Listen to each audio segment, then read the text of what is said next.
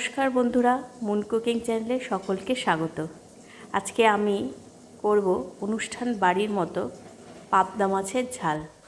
এখানে দেখছেন যে আমি 6-7টা পাবদা মাছ নিয়ে নিয়েছি। পাবদা মাছগুলো খুবই বড় ছিল এবং ফ্রেশ ছিল। নুন হলুদ মাখিয়ে কড়াই গরম করে পাবদা মাছগুলোকে ভাজতে দিয়ে দিলাম। পাবদা মাছগুলো প্রায় ভেজে গেছে। এবার এগুলোকে আমি এক এক করে তুলে নিচ্ছি। এবার মাছ তুলে নিয়ে এর মধ্যে আমি দিয়ে দিচ্ছি ওই তেলে হাফ চামচ জিরে দিলাম, একটা পেঁয়াজ বাটা, পেঁয়াজটাকে একটু ভেজে নিচ্ছি। এরপরে দিয়ে দিলাম হাফ চামচ আদা রসুন পেস্ট দিয়ে এটাকে কষছি যতক্ষণ না আদা রসুনের কাঁচা গন্ধটা যায়।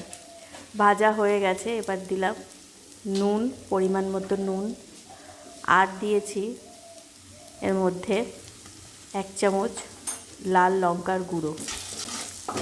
এবার আমি হাফ চামচ হলুদের গুঁড়ো দিয়েছি, এটা আমি স্কিপ করে গেছি। এবার দিলাম একটা টমেটো ঘষে এর পিউরি বানিয়ে আমি এর মধ্যে দিয়ে দিয়েছি। দিয়ে এটাকে ভালো করে কষে নিয়ে এর মধ্যে দিয়েছি 1 চামচ কাঁচা লঙ্কা বাটা দিয়ে আরও কিছুক্ষণ কষে নিচ্ছি। এবার এর মধ্যে আমি দিয়েছি পোস্ত, সর্ষে আর সাদা তেল বাটা, এটা 1.5 চামচ মতো দিয়েছি। দিয়ে এটাকে ভালো করে কষিয়ে নিয়েছি।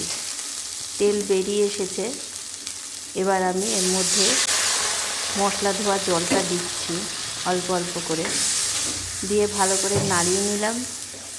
নিয়ে এই ঝোলটাকে আমি ফুটতে দিচ্ছি। আরেকটু জল লাগবে তাই দিয়ে দিলাম। এবার এটাকে ফুটতে দিচ্ছি। ঝোলটা ফুটে উঠলেই আমি এর মধ্যে দেব মাছ। ঝোলটা ফুটে গেছে। এবার আমি দিয়ে দিয়েছি ভাজা মাছগুলো, দিয়ে একটু হালকা হাতে এই মাছগুলোকে নাড়িয়ে দিতে হবে এবং ঝোলের মধ্যে ভালো করে ডিপ করে দিতে হবে। হয়ে গেছে।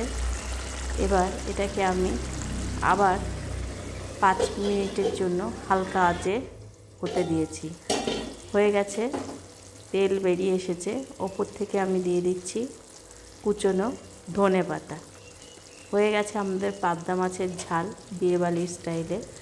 ভিডিওটা ভালো লাগলে লাইক করবেন, শেয়ার করবেন, সাবস্ক্রাইব করবেন। দেখতে অসাধারণ হয়েছে, কালারটা খুব সুন্দর এসেছে। এটা গরম ভাতের সাথে দারুণ লাগে খেতে।